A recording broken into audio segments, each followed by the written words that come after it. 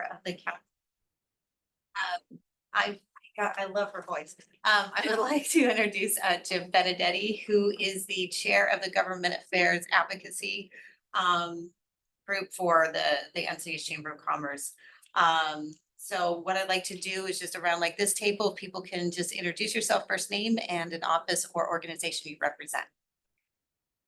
I'm Jim Benedetti. I'm a landscape architect and I'm past chairman of the board for the Chamber of Commerce, as well as the chair for the Government Affairs and Advocacy Committee. I'm also on the Tourism Committee as well. And I'm Shannon Bradley. I'm the Director of Constituent Services for Congressman Levin. I'm Diana Cutler, Senior District Rep for Senator Catherine Blakespear. Thank you. Good morning, Amber Turfroot with Scripps Health. Good morning, Joe Gabalden, San Diego Gas and Electric Company. Matt Rubel, also with State Senator Catherine Blakespear's office. Allison Blackwell, I serve as Deputy Mayor for the City of Encinitas. Oh, wonderful. And then Me. Ron, yes, you. I'm Sherry Yardley with the CEO of the Encinitas Chamber of Commerce. And then online, Roz. Good morning, everybody. Ross Tritt with Assemblymember Berner's office. Okay, wonderful. Well, again, thank you so much for everybody joining. I'd like to kick off the meeting by doing the Pledge of Allegiance. So if everybody stand, there's a flag in the dark room, so I think everybody can kind of, okay. Right hand over your heart, ready, begin. I pledge allegiance to the flag of the United States and to the republic which stands one nation under God, indivisible, with liberty and justice for all. Wonderful, thank you so much. So this morning, we have the pleasure and honor of having Joe Gabalden from Gas and Electric give us an update. I've known Joe for quite a few years and definitely, excited to hear his update on everything that is going on in the region with gas and electric. So I'm going to kick it off to you. Great, thanks. There were a couple of other people that didn't get a chance to introduce themselves, maybe on the screen. No, Andy it's or- just the Yeah. people that are on the Affairs Council that introduce themselves. Oh, okay, great. I'm not being rude, I promise. Thanks. Well, Kareem, Yeah. thank you for the invitation. I've been quite involved with this group and other chambers in the area. I've previously worked for City of San Diego, as a couple of elected officials there, as well as working for SD for Cox and Time Warner Cable prior to the merger with Charter. So I've been fortunate enough to operate in the utility sphere and kind of cool because I'm kind of a geek about that. I think that quality of life is really driven by quality infrastructure. So whether it's telecommunication services, whether it's electric, energy, gas services, I think that's important for us all. And I think some of us kind of take these things for granted when, our technology goes down and or electricity. So in any case, what I wanted to update you on, and I'll have some brochures that I can provide afterward, is a little bit about our service area, our service to the community, across our territory, which goes up to South Mission Viejo and all the way to the border. We have about 3.4 million customers. And within our North County Coastal District, we have almost 300,000 customers. And this district goes from Bonsall all the way down to north to the 56 and then out to Rancho Santa Fe and stuff. So it's a pretty big area. To serve the customer base, we are centrally located along the coast at 101 and Cannon. So if you're ever by that area, see some trucks, that's where that's our hub of our operations. And it's a 24/7 operation, whether our folks are working in the administrative offices doing planning or loading up for the day's activities, or even in overnight, we could be adding more inventory or even repairing some trucks. So a lot of stuff is going on in that area to better serve the residents. And of course, we do have a gas side, and I think there's about 1.4 million gas customers in our service territory. with about a little over 250,000 of the customers being in North County. So one of the recent things that we have living in this area, we often have odors that can be associated with the seaweed during high heat season. And so for us, it's kind of double duty in that certainly we work with public safety officials, officials to make sure that it isn't natural gas. But we also work with our customers to do some site visits if they smell an odor. And so, regardless of the time of year, regardless of, what you think it might be, don't hesitate to let people know that, they can call us. And whether it's a gas issue or an electric outage, calling our customer service numbers help us assess the concentration of the issue and determine what sort of resources do we need to allocate and get going in the field. So I know there was an issue probably about 6 weeks ago where I was contacted by an official of the city of Del Mar, and they said, hey, our folks out at a city yard are experiencing this issue, can you look into this? And so it's really after doing a deep dive into this and actually doing a ride along with some of our gas folks, I learned that it really is critical for folks to call us direct. We have some diagnostic tools that are available. And, it is also that time of year where people are starting to light their furnace again and maybe relight their pilot. And we do also offer gas safety checks for folks. And all of this is available by calling our 800 number, which is 800-411-7343. The crews that are dispatched not only will check the property. They may check around your gas meter. They'll walk at least in about a 300-foot radius of the property.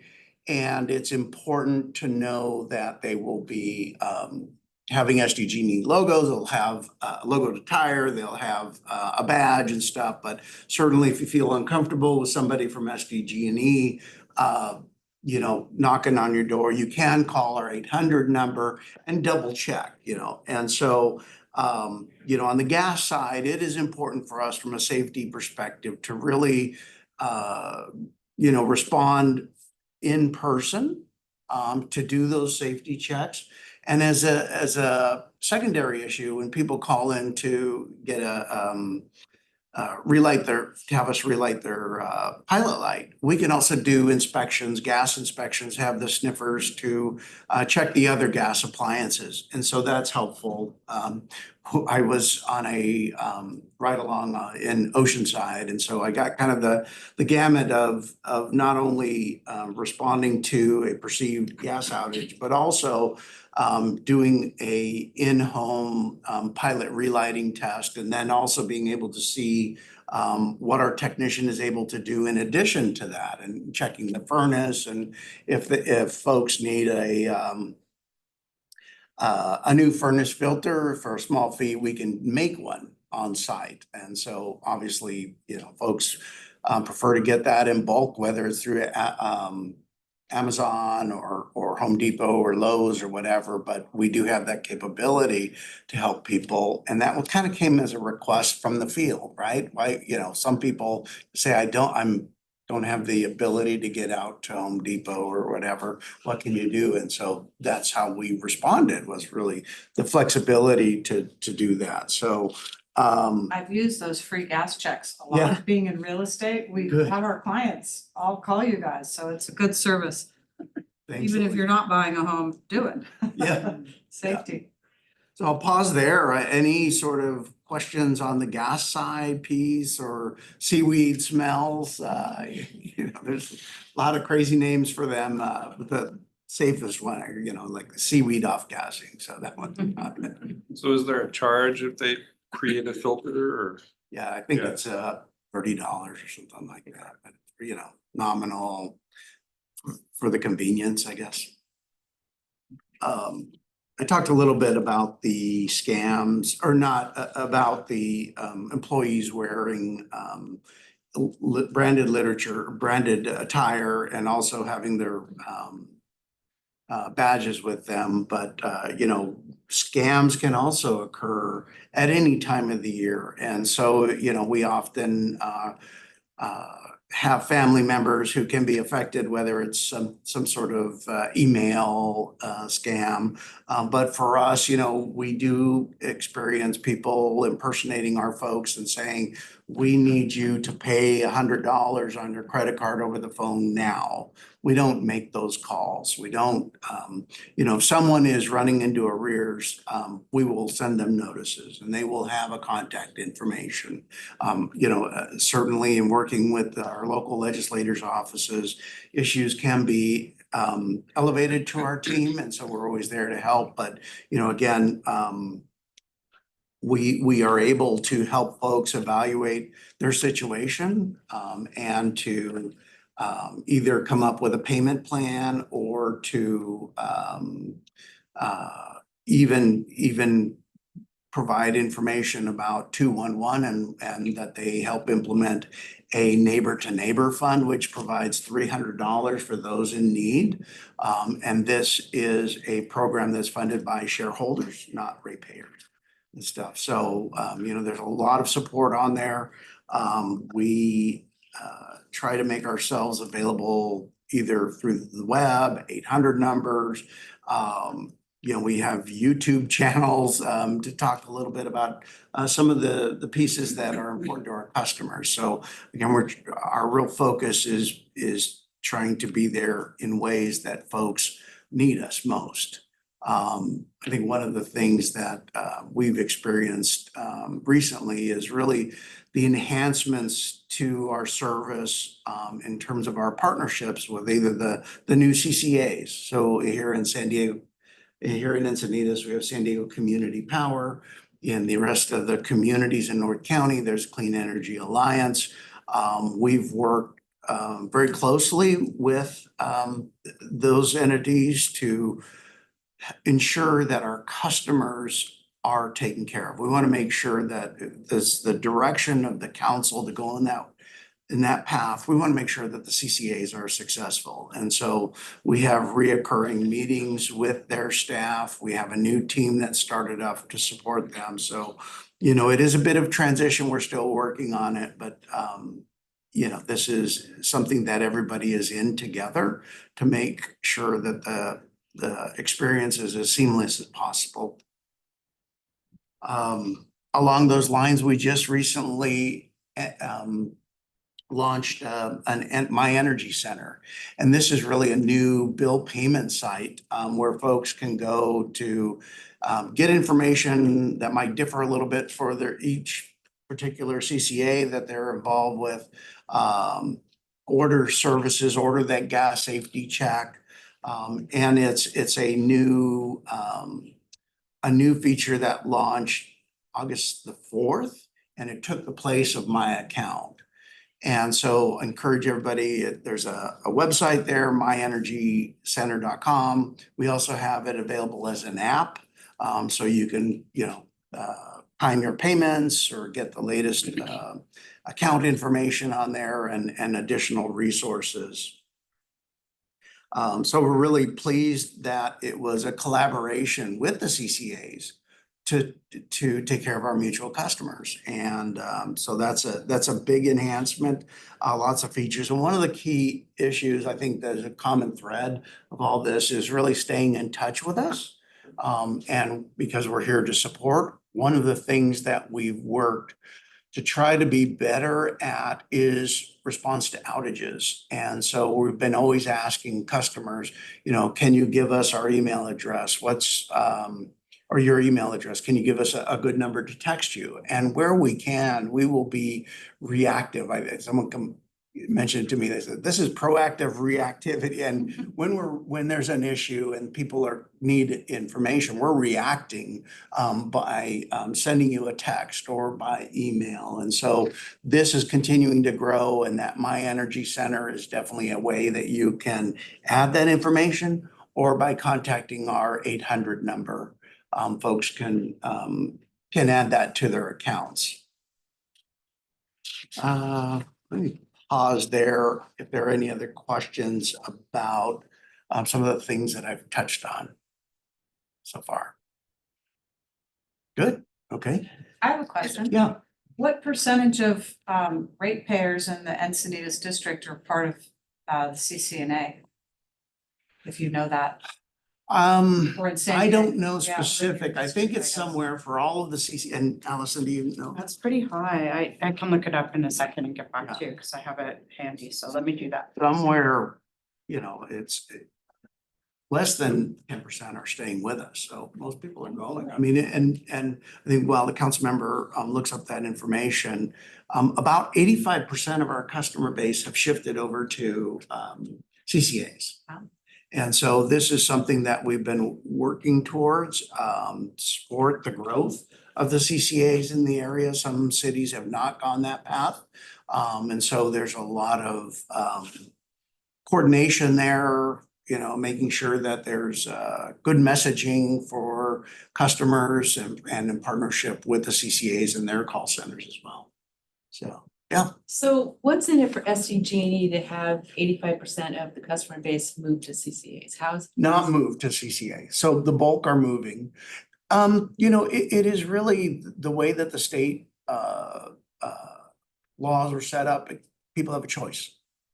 And so, majority will go with this, to the new CCA. But folks who say, I want to have one provider, stay with the company that I've been with. And so they have that choice. I don't know, does that So answer? well, how does it, I don't understand how SDG&E works with the CCAs. It seems like it would be in conflict. Is that? Not at all, not at all.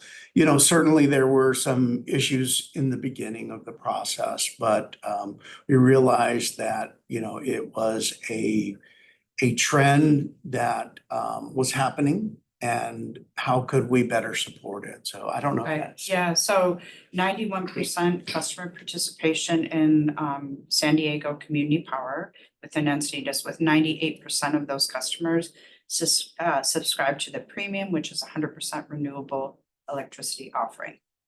So pretty high percentage, and I think that's the point, is it's the renewable energy, and SDG&E does the energy delivery.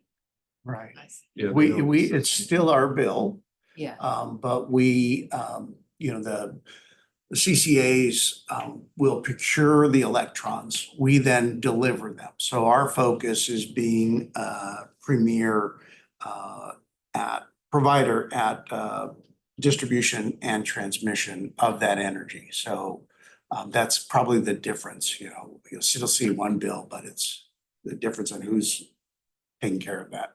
Yeah, Jim. So if you change to the CCA versus keeping your account with SDG&E, what happens to the agreements if you already have solar from a long time ago? Does that change? Do you lose that? That's one of the reasons why some people are staying with us. Others are leaving because the CCAs offer a better rate for the excess energy you produce. So again, it's kind of part of that education process and choice.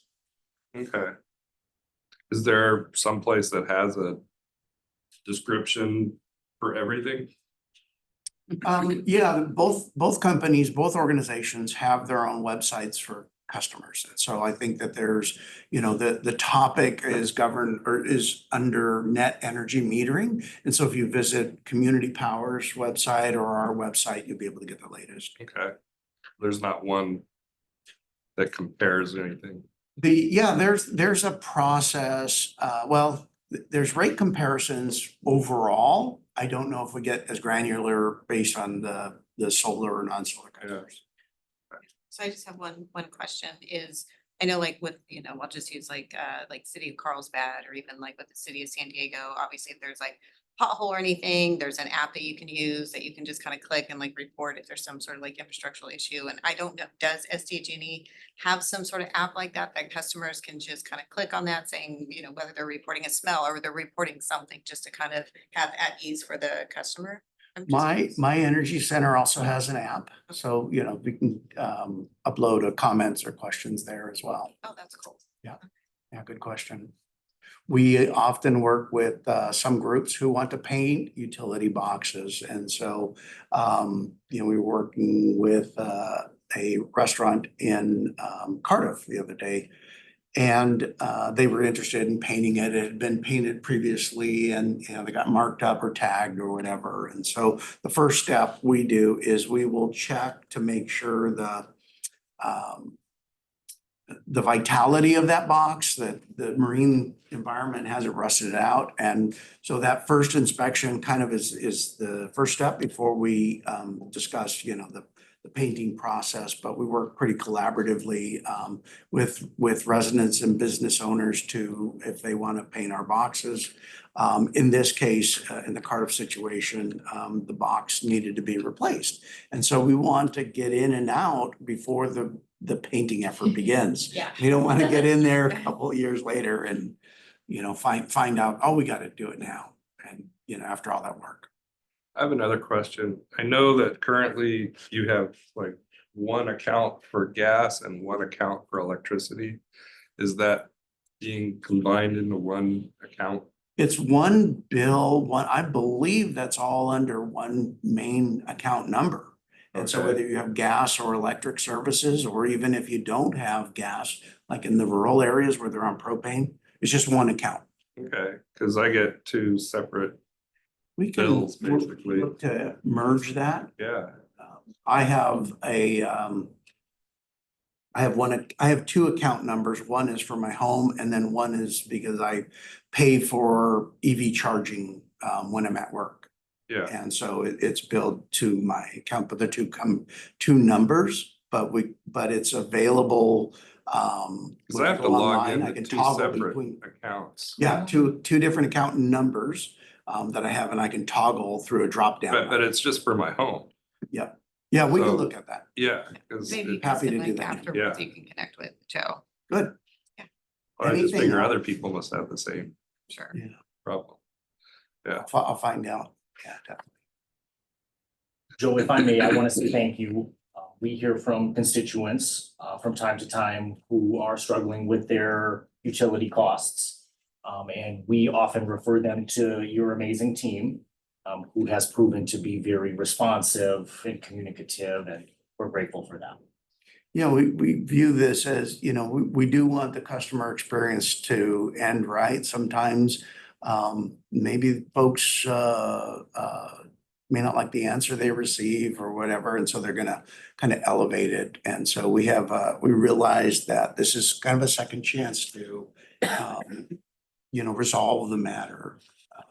And so we take it seriously. Whether it comes to me from someone at Home Depot or comes to me from community leaders like you. Are there any other questions? I just want to make sure. Yeah. Thank you. If I may add one more thing, Yeah. I want to also thank you for your collaborative efforts with the CCAs. To give my boss a little credit, when Senator Blakespear was mayor of Encinitas, she helped set up that automatic opt-in program at 100% renewable. And she is very proud of that. And to hear that it's over 90% participation, I think is 98% participation is a nice feather in her cap. So Yeah, thank you. perfect. Yeah. And it's unrelated, but I'm gonna also pass out some information and it'll have our outage map. And so, you know, we went through the heat wave recently and services was lost in a couple of different neighborhoods throughout the service territory. If you have any question about your electricity service and you want to check by your cell phone while it's happening, you know, you can go to sdge.com/outage map. And so this is a good way to find out about outages in your area. It's also unplanned, and then of course there's planned when we do have safety improvements. And, you know, the one last thing, when we do have a planned outage, we will communicate with those directly affected. You know, and so let's say, for instance, We have a small portion of Leucadia that's out or gonna be out for some repairs. And because of our sectionalizing devices, maybe the other half of Leucadia is not even gonna be notified because it's really that narrow impact area.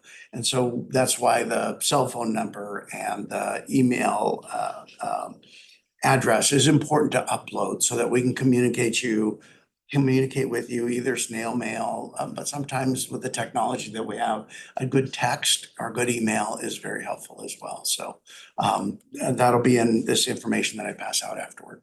Great. Thank you so Okay. much, Joe, Thank for you. spending time with us this morning. That's all great information. And so if anybody ever wants to contact Joe, if you don't have his information or grab his card afterwards, please feel free to reach out to the chamber and we'll make sure to get you all connected. So now I'd like to move on to our legislative updates. We're gonna go ahead and start with Shannon from Congressman Levin's office. All right, thank you. So Congress is out of session right now, but before they went into recess, Congressman Levin supported a continuing resolution to extend current government funding through December 20th. So that's makes everybody a little bit nervous because it's right before Christmas and, he continues to support passing annual appropriations to regular order, but at this point, he needed to do this so that to avoid a government shutdown. On the Tijuana River Valley, I'm sure you've heard about all the sewage odors and stuff. I know it doesn't directly affect Encinitas, but it's a region-wide issue. He and the other members of the San Diego delegation have called on President Biden and Governor Newsom to declare a state of emergency for the region, so they're pushing on that. Congressman Levin is also very much focused on San Onofre. That's been one of his key issues. And he recently introduced a new bipartisan bill that will modernize how the waste management is controlled and will provide a consent-based siting process for nuclear waste and ensure adequate and reliable funding for managing nuclear waste. I mean, this has been a big issue, very difficult, very, very hard. It's hard to find people who want to take the waste, but his philosophy is if you can give a good incentive, then maybe we can get states to step up. So he's working on that. He's also very much engaged in the border. He was down there last couple of weeks ago and sees that the executive action is working. The border migrant apprehensions are down 55%. And in San Diego alone, they were at the peak, they were about 1,300 a day, and now they're down to under 500. So he's happy about that, but he continues to urge bipartisan comprehensive immigration reform. And also very proud of this bill. The anniversary of the repeal Don't Ask, Don't Tell in the military, he reintroduced a bill called Securing the Rights of Our Veterans Earned Act. It's called the SERVE Act, and this will help address the harmful impact that Don't Ask, Don't Tell had on veterans who lost their benefits because they were outed as being gay. And this addresses that. And last but not least, he recognized 14 high school students from North County for their Rock the Vote event, encouraging newly eligible voters to sign up and participate in the democratic process. Great. Thank you, Shannon. Does anybody have any questions for Shannon? Okay, then we're going to move on to Matt from Senator Blakespear's office. Good morning, and thank you, Corinne, very much. It's an honor to be with you. I bring greetings from the office of State Senator Catherine Blakespear. I want to introduce our new senior district rep, Diana Cutlow, like Swing Low. Some of you probably know her. She's been very active and lives in Encinitas. Wonderful. Or as Cardiffians would say, Cardiff. Yeah. Well, welcome to the meeting. Thank you. The senator is excited that she had 13 bills signed into law by the governor on a variety of topics related to sustainability, gun violence prevention, transportation, health, a variety of different things. And I brought a little highlight sheet that mentions her bills and the status. We had one bill vetoed related to toxic marine flares and establishing a producer responsibility program for that. So the senator was glad to wrap up the legislative session last month. But she's thrilled to be going back to Sacramento next week to work on the special session. She's been selected to serve on the committee for fuel supply and price spikes. So she'll be back at the Capitol next week with her colleagues for the special session. And I think lastly, to talk about some of the things we're doing in the district, we're planning to have some open houses at our Laguna Hills and Encinitas district office in December. And I mentioned to Amber earlier this week that the senator will be hosting a charting your own exit event, understanding end of life choices. That'll be on December 4th. And we're hoping to host it at Mira Costa College, San Alejo campus, from 3 to 4:30 p.m. And I'm sure that y'all will hear more about that as we get closer. Okay, great. Does anybody have any questions for Matt before we move on? Okay, wonderful. Ross from Assemblywoman Boner's office. Good morning, everybody. Thank you for having me. So earlier this week marked the deadline for the governor to sign or veto bills. And we now have the final outcomes of the Assembly members' legislative efforts of the year. And I'm happy to report that she had 4 of her bills signed into law and only 2 were vetoed. And real quick, I'll just summarize the bills that were recently passed. So first, we have AB 2234, which is the e-bike safety legislation that the city of Carlsbad sponsored.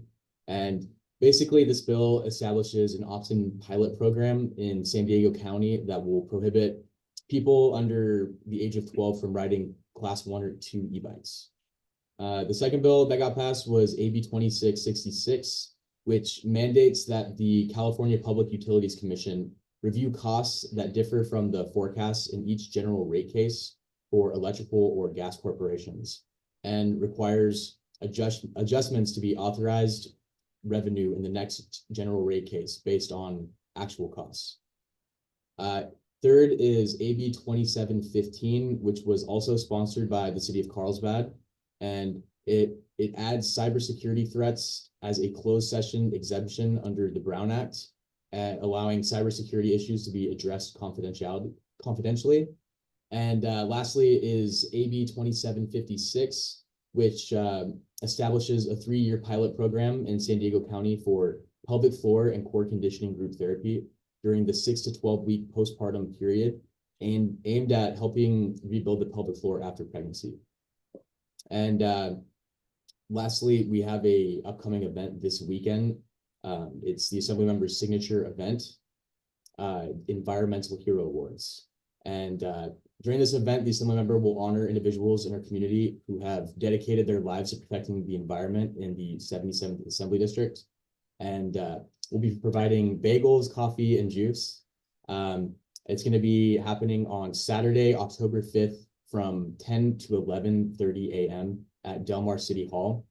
And it'll be a great networking opportunity, so especially for the chamber folks. And it'll just be a great positive celebration. So hopefully you can make it. And that's all I have for you today. Thank you. Great, thank you so much, Ross. Actually, a colleague at work, her sister is receiving that award. She was, very, very excited. She's like, do you know this Assemblywoman Tasha Borner? And I was like, yes, I do. I don't know her first name. I apologize. It's her sister. I didn't ask for her name, but she's one of the awardees. So yeah, that should be a very good event. Great weekend for it. Does anybody have any questions for Ross? Okay, wonderful. So we don't have anybody from the Supervisor Tara Lawson Reamer's office or Jordan Marks. So I'm going to move on to Deputy Mayor Allison Blackwell. Sure, I'll give some, big project updates and then a couple related to sort of cultural updates. So Leucadia Streetscape continues. So that's on the north part of Leucadia. The 60-inch pipe that is going in, again, thanks to Congressman Levin for helping out with that. We've got 417 feet that has been installed and we are continuing to work on that. So that will continue until probably into next year. Then Santa Fe Drive, the western phase, they've kind of turned their attention to some irrigation, but really interesting fact about the parking stalls. They're completing those remaining street parking stalls and it's going to increase parking in the area by 40%. And since it's caused such a hassle to the area during this construction, I think the extra parking will be very welcome. In addition, the city staff is working with the SDA architectural design teacher to involve his students in reviewing the planting plan and suggesting potential planning alternatives for the project, which is really nice to get the high school involved. The other project, which isn't really ours, it's Sandig's, is the Bataquitos Lagoon double tracking project. So that did start, it abuts right next to the parcel that the city recently purchased called Hippie Hill or Surfers Point. You might have heard that the city has now asked Parks and Rec Commission to think of, come up with some new names based on public input. But anyway, back to the double tracking. It's an important project. It will take over 4 years, and we're working really closely with Sandig to minimize all the traffic impacts to city streets. Even when they're doing their construction, they like to start really nice and early, and we're trying to push that to more reasonable time. But it really causes a sort of a pinch point at La Costa and the 101 for us. Onto cultural things, we concluded the Tremonta Music Festival. That was September 12th through the 14th. There was, I'm not gonna say the conductor's name, I'll mess it up on the fly here, but we had a great roster of acclaimed international musicians, about 140 patrons over the course of the festival attended. It was a really good success. And then lastly, the city council gave some recognition to some local Olympians. We had several, obviously all in skateboarding. So Tom Shar was recognized on August 28th. He brought home the silver medal in men's park skateboarding. And then on September 25th, we recognized Bryce Wetstein for the women's park skateboarding and Andy McDonald in men's park skateboarding for their achievements. Andy was actually the oldest Olympian in skateboarding to participate. And he did actually represent the UK, but he is based here. So, but we're really excited about those athletes. They've inspired many with their passion, skill, and dedication, and they represent our city really very well. So that's my update for today. Thank you. Great, thank you, Allison. Does anybody have any questions? Okay, perfect. So I'm gonna go, Joe. I know you just gave presentation. Do you have any further update? Just one, the city has, cities have long been active in the sustainability efforts. They were the first to set up a green building ordinance, and that has evolved over time. Working with the city, our staff will be joining this afternoon and tonight a green building sessions, kind of providing overviews of not only the climate action plan, but also high performance requirements for electric as electricity preferred in the city, and also covering other topics such as electric readiness requirements, and then reviewing the other components of the green building ordinance, which includes EV charging and other topics. So those two sessions are today, one from noon to 2. They're both at the senior center. And then the other one is from 5:30 to 7:30 if you're interested. Okay, great. Thank you, Joe. I don't see any questions. Amber, love to hear any updates you may provide. Sure, get your flu shot. Takes 2 weeks for it to sink in, so get that done. Just maybe this is more maybe a comment for Congressman Levin's team, but one of the things that happened just before Congress broke and came home, it was that J&J unlawfully was proposing a new plan for their 340B drug discount program. So just to flag for you, the 340B drug discount program is exactly as it sounds. It's specific discounts on drugs that pharmaceutical companies sell to us as hospitals, and certain hospitals that serve disproportionately low-income communities are able to save money on the drugs that they're acquiring, and then those monies go directly into programs and services for these populations that otherwise wouldn't be done.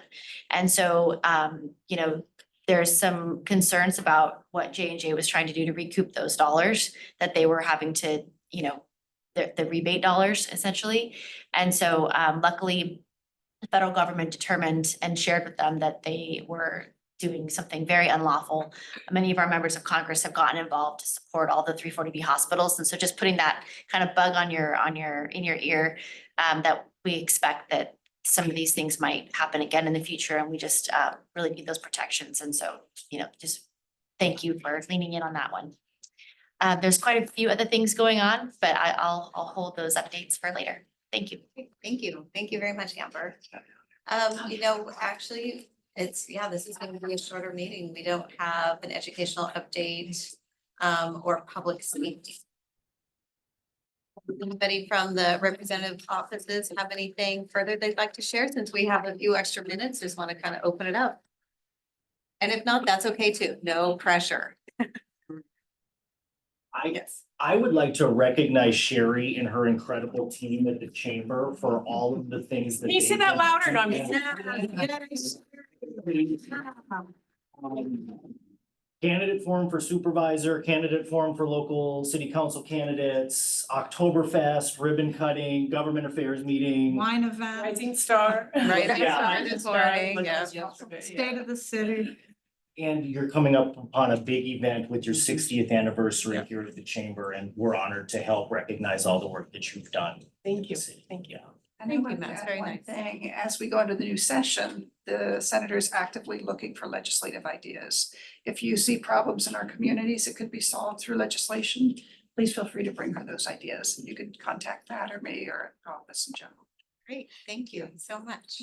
And yeah, it would be wonderful. So like Matt, if you wouldn't mind sending Diana's information to us and we can kind of start including you on some of the emails and information. Yeah, thank you. Yeah. Promise. Okay, fantastic. Thank you. Does anybody else like to provide any further updates, or it would be like an amazing gift to give you a few more minutes back in your day? Oh, yeah, sorry, Sherry. Oh, gosh, second time. Don't hate me. I need to sit in a different place. I need to sit in a different place so I can see everybody. I know. Well, Matt said some of it, but I did want to recognize the, our Government Relations and Advocacy Committee, and some of them are here in the room. Karen, Jim, Corrine, Joe, and Beth, and Anthony, and Amber was also on it. And they did and Kristen's also in it. She's on the list here, but she's not in the meeting. But they did a great job of putting together those candidate forums or meet and greets, depending on what it was that we put together. There is one coming up with Congressman Levin and Matt Gunderson.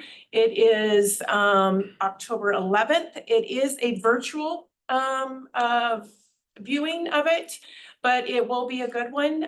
So please zoom in on that. It's not actually Zoom, it's whatever their virtual platform is, because Maricosta College is working with us on that, as well as the League of Women Voters.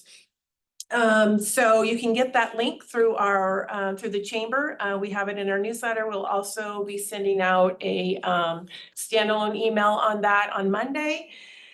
And then also we have our 60th coming up as well. So hopefully you will buy tickets, because there will be a lot of people being recognized within the chamber family.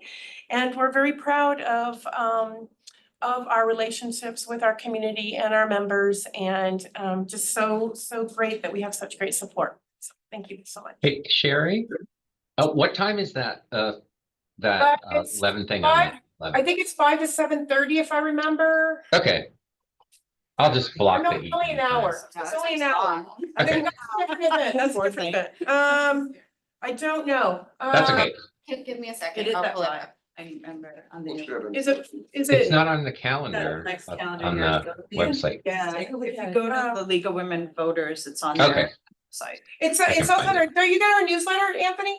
Yeah, Do you it's ignore it? probably in Do there you then. Ignore it, no. But no, I just. All right, I've got it here. It's It's at 5:30. 5:30 to 7. Yeah. 5:30 to 7, okay. Yeah, Got it. Thank you. Next- yeah, I just got my 30s mixed up. Yeah, next Friday, October 11th, 5:30 to 7.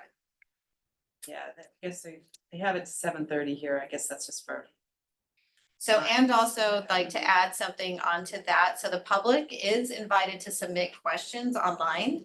So there'll be a link provided, so, but you have to submit those questions no later than October 9th. Yes, So thank just you like for a that, couple yes. days. And that's all in the flyer, within our newsletter and the one that you'll get on Monday. So, but yes, that is important. If you want to submit questions, you do need to do it before the 9th. Yes. Because it is, like I said, a virtual, one way viewing. Yeah, absolutely. Do you have any other? And again, just thank you so much for that committee. It is something we started a little bit ago or like a year ago, and it's just really getting going. So really thankful that we have such great people in that committee. Thank you, Sherry. So great meeting, everybody. Our next meeting is gonna be on December 5th, the guest speaker to be determined. Lena has a question. Oh, I just had a question. I can finish. I mean, I'll go after your. Oh, yeah, I was just gonna say, anybody who would like to wrap up and have a few minutes with your day, I completely understand, but also just remember the few key dates is October 11th, next Friday is the congressional debate. October 24th, which is a Thursday, that's gonna be the Encinitas Chamber's 60th anniversary celebration. So hopefully I will see many, many faces there, which I think I will. So thank you so much, and I will answer your question, yes. Oh, yeah, it's actually just a comment. I'm Elena Thompson and I had served on the Leucadia 101 Main Street Board for 10 years as a board director and VP volunteer. And we were dedicated, as the organization still continues to be, to improving the Main Street and bolstering support for the local businesses. And then obviously creating tax revenue for the city. And so I want to just call attention to the fact that there's been kind of a heightened situation with a lot of our local businesses on the Main Street. Allison, you would know about this. In downtown Encinitas, Leucadia, and I'm not sure about El Camino Real, but I'm calling it out because it's tough enough for the businesses in a post-COVID world, and then with Amazon to make money. And then with the impacts of Prop 47, where people can steal up to $950 and get away with it. And hopefully that gets fixed with Proposition 36 in the upcoming election. But we had an assault on a worker last week at one of the local restaurants on the 101 in Encinitas. And it's a terrorizing thing. Last night there was incursion of an individual that went into a hair salon that was full at 8 at night, working on ladies' hair down on the 101. We had just a couple months ago, 3 restaurants where they broke all the windows and vandalized those restaurants. And so I call this out and wave the flag because as a business community and as well as government affairs sector here, and for our local officials, that these are really big problems for our local businesses. And then they scare the workers that are there, and they create additional expenses because they can't have women in all cases closing down the businesses. They've been terrorized, they're afraid. So these are real problems that I just wanted to elevate to this committee and make sure that everyone has a heightened sense of awareness of what's happening to our town, because what we don't want to see is a hollowed out downtown business community without any retail and without any restaurants, and a place where the city is getting a lot of tax revenue. So I really thank the chamber for your kind of thought and further discussion about this and how we can continue to protect our local businesses. So thank you for hearing me, and thank you for your attention to this very important matter. Thank you very much for sharing that with us. Mention something about that. There were several laws that were already signed in this last legislative session that address that issue. That might be something that council, the chamber would like to hear more about. They Yes. include a lot of the issues that are in Prop 47 have already been signed into law by the governor. Yeah, not the theft, not the $950. Yeah, that has been addressed in the most recent legislation was just signed last week. So it would be worth looking at the new laws in that area. We'll send a 1-pager with our report to Sherry. Yeah, Who okay. hopefully can share with the Yes. group. Yes, that would be great, because as Elena said, I am looking into some of these issues. So I'm speaking to some individuals and getting more information and taking it back to the chamber board. Yeah.